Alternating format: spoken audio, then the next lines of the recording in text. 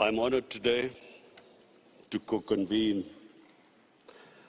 the first global refugee forum with the leaders of Turkey, Ethiopia, Germany, and Costa Rica. I thank especially the government of Switzerland and the UNHCR for hosting the forum. I commend Secretary General and High Commissioner Grandi for the strong advocacy of the refugee causes. But I want to especially pay a tribute to President Erdogan of Turkey and the people of Turkey for hosting the largest refugee population. Excellencies, ladies and gentlemen, I want to speak about Pakistan. Pakistan was born out of the biggest refugee problem in the history of mankind. And we were inspired by the Prophet Muhammad sallallahu alaihi wasallam, who was a refugee. I'm very proud to say that Pakistan hosted at 1.4 million refugees. And still, after 40 years, Pakistan still has 1.4 million registered refugees. And overall, the Afghans in Pakistan number 3 million. Countries that do not have resources, countries that cannot look after their own population, that cannot provide their basic needs, that are struggling to develop their human resources. For them, a large refugee population causes problems which cannot be imagined by the richer countries. I see the European countries struggling with the refugee problems. I see the emergence of the right wing, which cashes in on the public distress faced by the public because of lack of jobs. They cash in on the refugees. So we in Pakistan have been through this. 4 million refugees, and today almost 3 million refugees. A country where there's massive unemployment. We know what we go through. As a Prime Minister, I can tell you that we face daily problems where our people want jobs, and clearly the refugees can become a target. But I'm very proud of my people, the way the people of Pakistan have hosted the refugees, the hospitality shown to the refugees for over 40 years. But the main point I want to make here today is that prevention is better than cure. We must all try and prevent people from becoming refugees. Pakistan is, and again I'm proud to say, we are trying our best now in the peace process in Afghanistan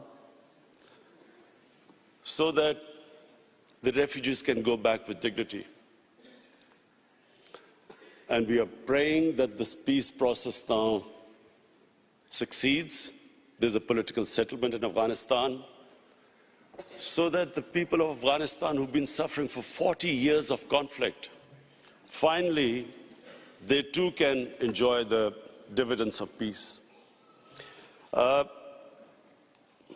Secretary General and High Commissioner, one of the things I especially wanted to come here and point out, and I do want to tell the whole world that they should be aware of one of the biggest impending refugee crises about to take place. In India, on the 5th of August this year, Indian forces laid siege to the people of Kashmir.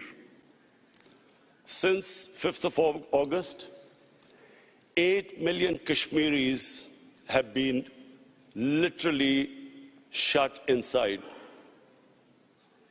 Their rights have been taken, people have been imprisoned, the leaders are in jail, all communication has been cut off.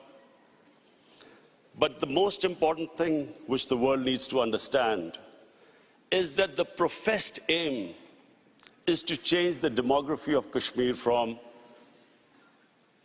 a Muslim majority to a Muslim minority. Now, if this is what the professed aim is, we are likely to have another refugee crisis. A refugee crisis that would dwarf other crises. In the United Nations General Assembly, I tried to appeal to the world community that they must take notice of this. What is going to happen? The people are under siege in Kashmir.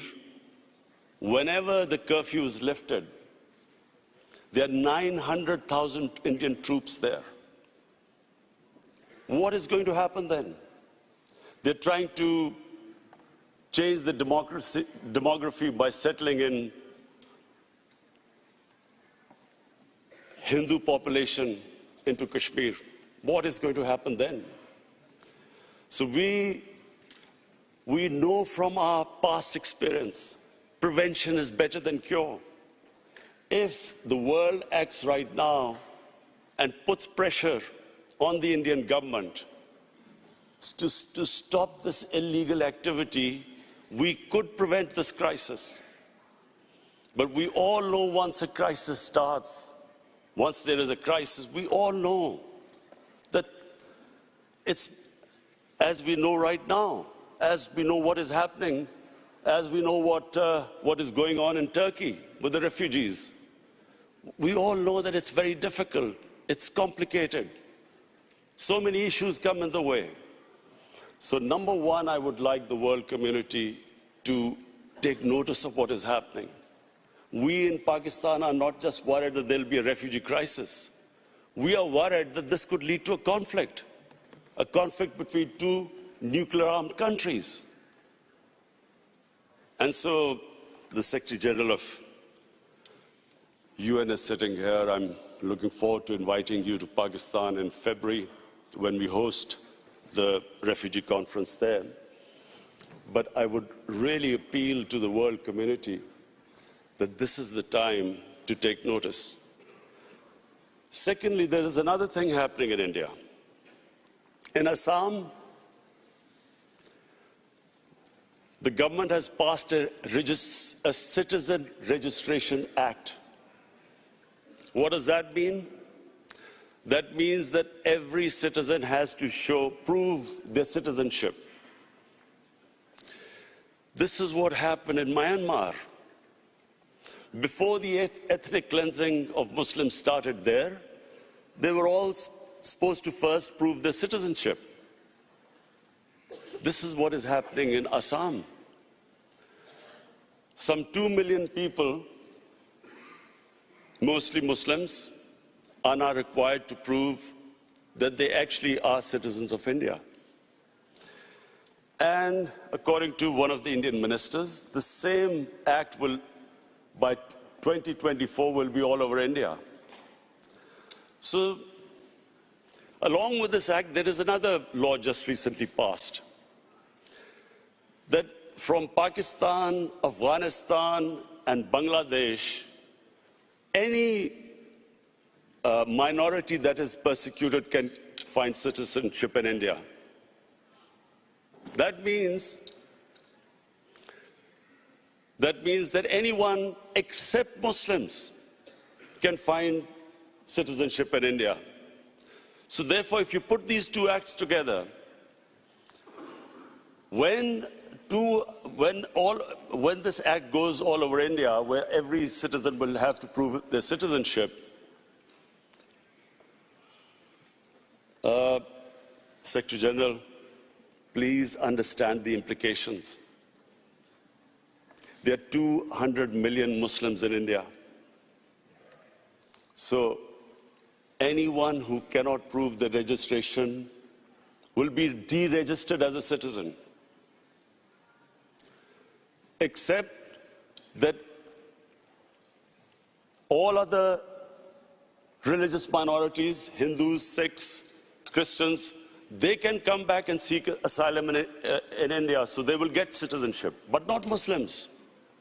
So there are 200 Muslims in India. If 2 or 3% of them cannot prove their citizenship, where will they go? So this is another thing. There are riots in India already, people are out in the streets. I would urge the international community to please look into this, because we know once the crisis happens, it's much more difficult. I repeat, it's much more difficult to control it. It's much easier right now for the world community to step in and see what is happening. And I urge them, because we in Pakistan stand to suffer. As it is a country that is hosting 3 million refugees, a country which is trying to develop its own human beings, provide them the basic necessities, our country will not be able to accommodate more refugees. So I especially came here, Mr. Secretary General and High Commissioner, I especially came here that this is the time for the world community to take notice. What is happening next door can have consequences, can have an impact on the refugee population of the world, which is unprecedented. Thank you.